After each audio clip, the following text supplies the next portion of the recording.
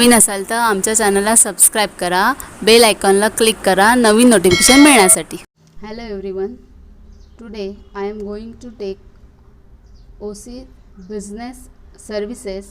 Next point, fire insurance. A fire insurance contract is an agreement whereby the insurer is return for consideration undertakes to indemnify the insured against the loss to property due to fire.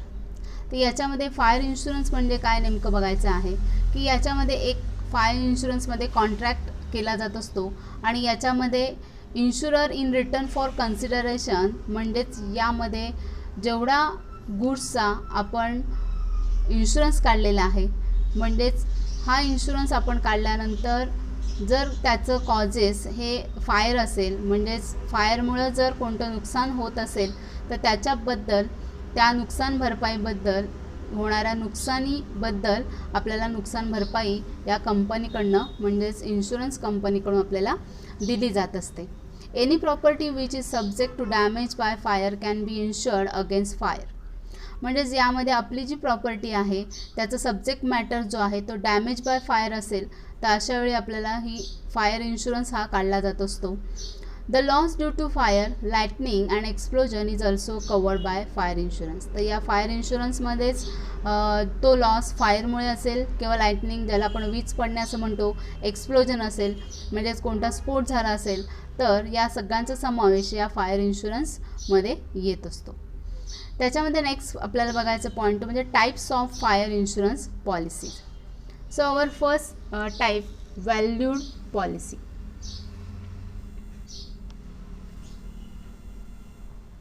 Under this value,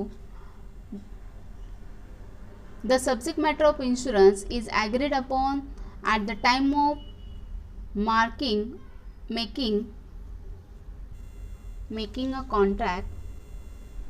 Under this policy, value of the subject matter of insurance is agreed upon at the time of making a contract. The insurer has to pay specific amount or value irrespective of amount of loss causes due to fire. तर valued policy ही अशी एक policy आहे की ज्याच्यामध्ये subject matter जो आहे तो त्या इन्शुरन्सचा ती म्हणजेच त्या पॉलिसीची व्हॅल्यू ही कन्फर्म केली जात असते. स्पेसिफिक व्हॅल्यू ही यामध्ये विचारात घेतली जात असते. The insurer has to pay specific amount और value irrespective of amount of loss causes due to fire. म्हणजेच यामध्ये इन्शुररला यामध्ये ज्यावेळी कॉजेस ड्यू टू फायर असेल म्हणजे त्याचं जेवढं नुकसान झालेलं आहे त्याची भरपाई या पॉलिसीद्वारे केली जात असते. Valued policy is taken for those goods those value becomes difficult to calculate in case of loss by fire. For example, policy can be taken for art work, sculpture, painting etcetera. म्हणजेच यामध्ये ही नुकसान भरपाई केली जात असते म्हणजे त्याची value ही fix असते आणि याचे कॉजेस लॉस बाय फायर असेल तर ते कॅल्क्युलेट केलं जात असतं. तर याचे एक्झाम्पल आपण बघू शकतो की ही पॉलिसी कोणकोणत्या कारणासाठी काढली जात असते. तर व्हॅल्यूड पॉलिसी ही आर्ट वर्क, स्कल्पचर, पेंटिंग यासाठी ही पॉलिसी काढली जात असते.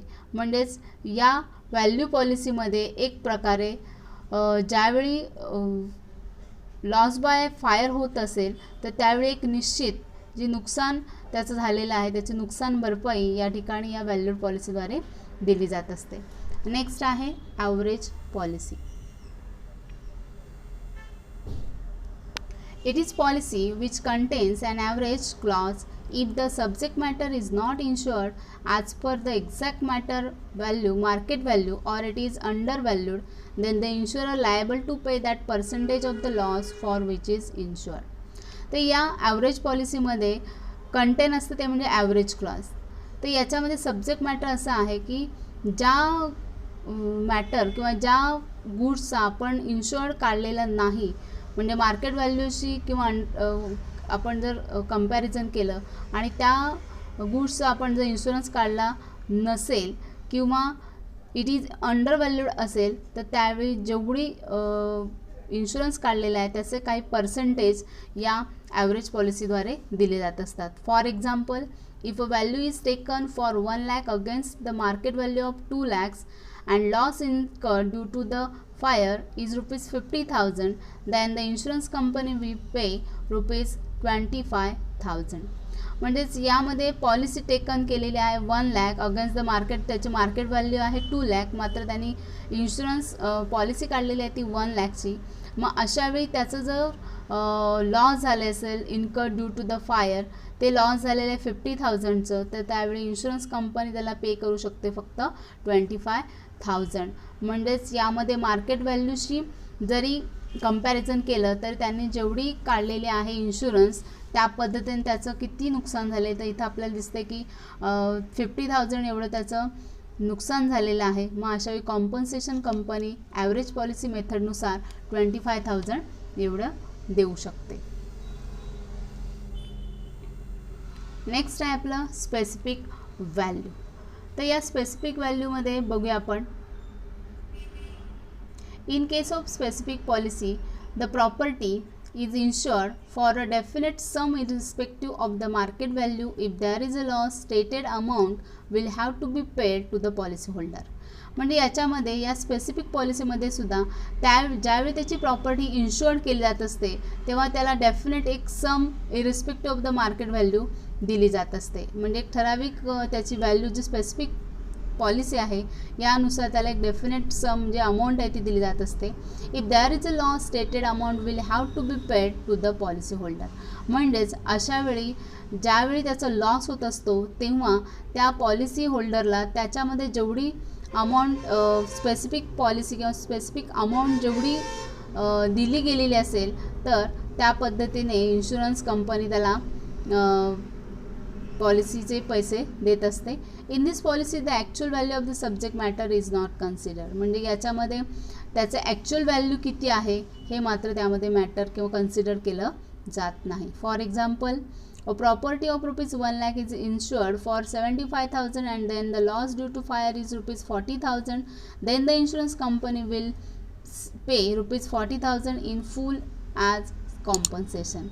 म्हणजे या ठिकाणी त्याची प्रॉपर्टी आहे, त्या प्रॉपर्टीचं म्हणजेच या ठिकाणी 1 लाख एवढी त्याची प्रॉपर्टी आहे, 1 लाखची प्रॉपर्टी आहे, मात्र त्याने 75,000 एवढीच त्याने इन्शुरन्स काढलेला असेल तर त्यावेळी त्याचा जर लॉस झाला असेल ड्यू टू फायर तर त्यावेळी त्या कंपनीकडनं 40,000 एवढी त्याला कॉम्पन्सेशन म्हणून या स्पेसिफिक पॉलिसीद्वारे दिली जात असते. Next, floating policy. This policy can be taken for the goods which are lying at different location or godown or warehouses, since the quantity of goods lying at different location fluctuate from time to time.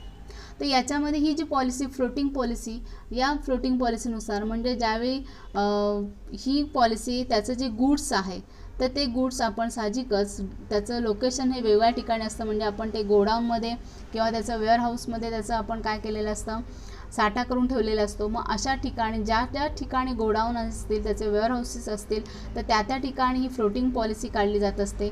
मात्र since the quality of goods lying at different location fluctuate from time to time, it becomes difficult for the owner to take specific policy.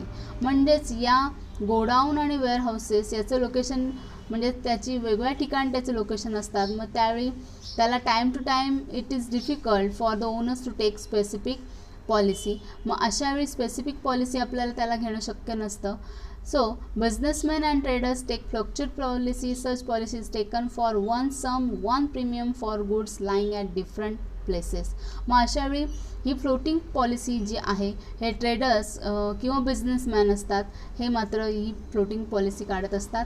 म्हणजेच ही policy जी आहे ही take over केली जात असते as the under one sum and one premium for goods. म्हणजे वेगवेगळ्या ठिकाणी जर तुमचं डिफरंट प्लेसेस ला तुमचं किंवा डिफरंट लोकेशन असतील तर त्या ठिकाणचं one sum and one premium for goods अशा पद्धतीने ही फ्लोटिंग पॉलिसी काढली जात असते.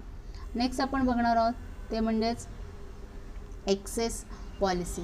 When the value of goods or stock fluctuates, then excess policy may be taken by insured apart from normal profit. Normal policy.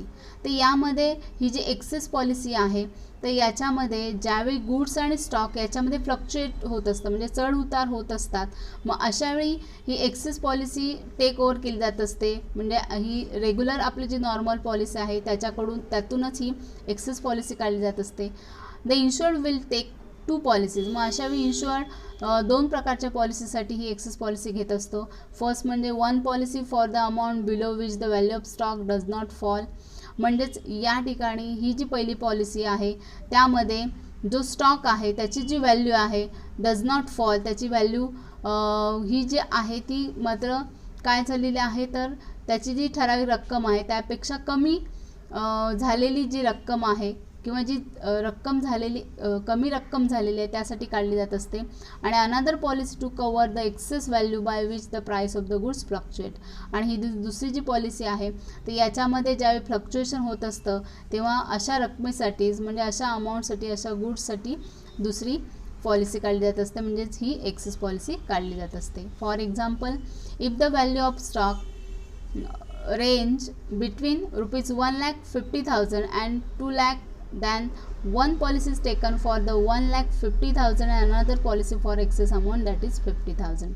म्हणजेच याच्यामध्ये एक आपण जी stock ranges आहे ती बिटवीन आपण म्हणजेच एक 1,50,000 आणि दुसरी 2 lakh या दरम्यान ज्यावेळी फ्लक्च्युएशन होत असतं स्टॉकचं अशा वेळी जर आपण इन्शुरन्स काढला असेल तर मात्र या पॉलिसीमधून पहिली जी पॉलिसी आहे त्या पॉलिसीमधून आपण 1,50,000 आणि अनदर जी पॉलिसी आहे जी एक्सेस अमाऊंट 50,000 आहे यानुसार ही पॉलिसी काढली जात असते. त्याच्यानंतर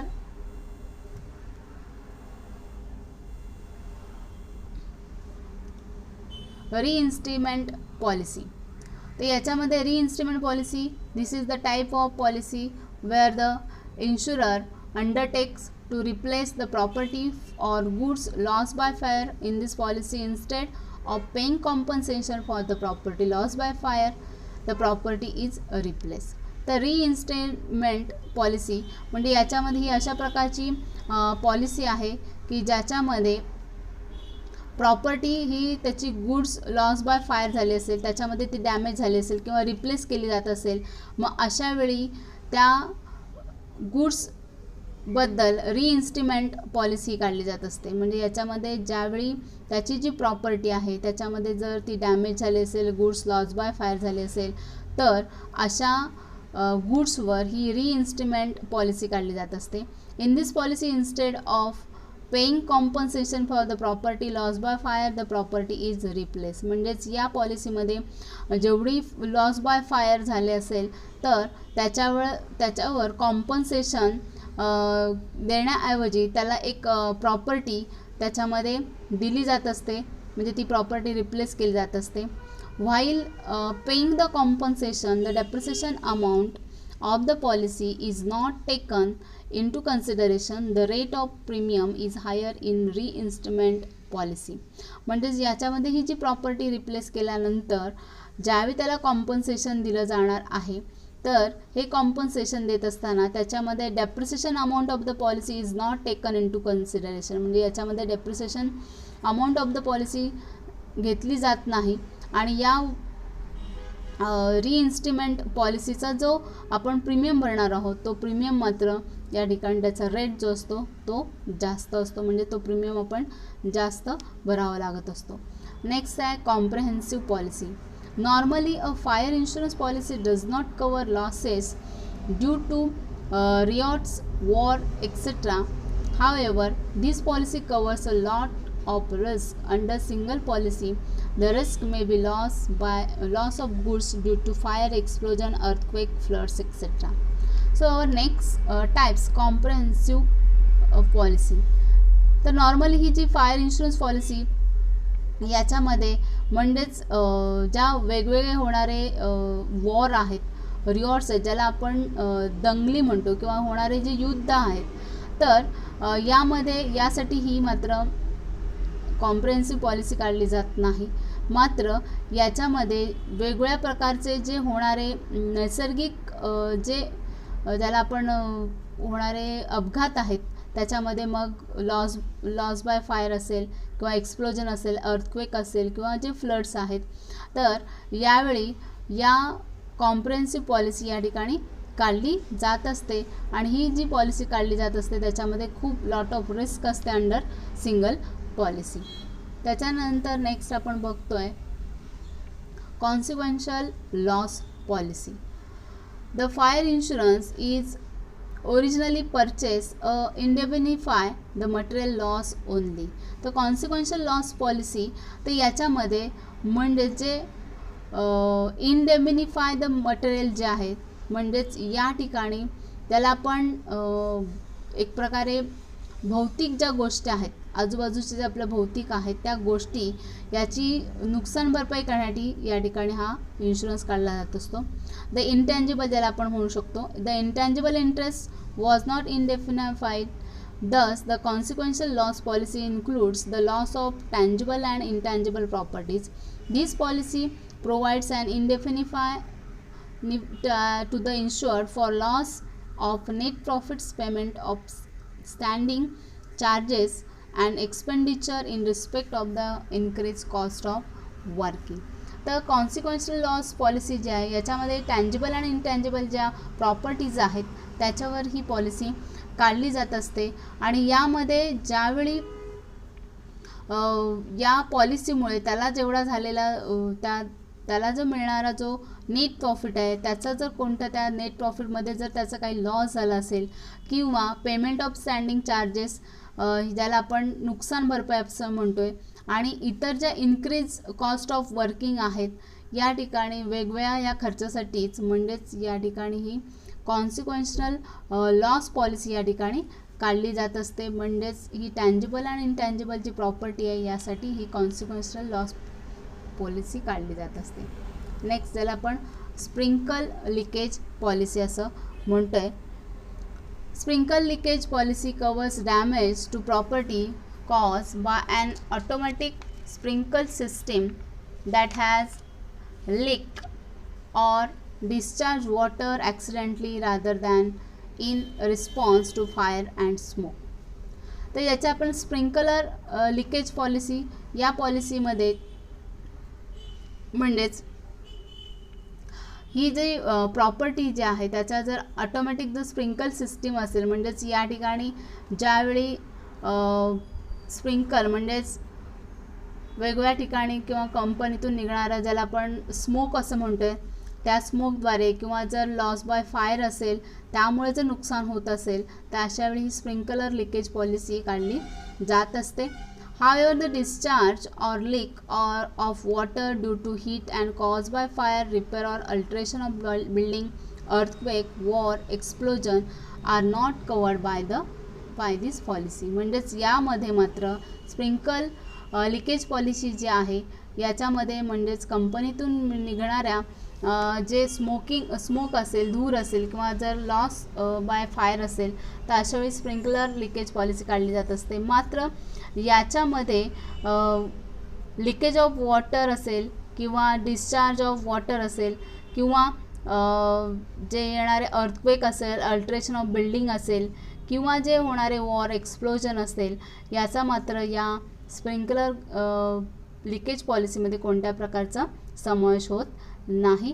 तर आता आपण बघितले ते म्हणजेच टाईप्स ऑफ फायर इन्शुरन्स, यामध्ये वेगवेगळ्या आपण पॉलिसीचे प्रकार बघितलेले आहेत. तर हा व्हिडिओ तुम्हाला आवडला असेल तर जास्तीत जास्त लाईक करा, शेअर करा आणि सबस्क्राईब करा. धन्यवाद.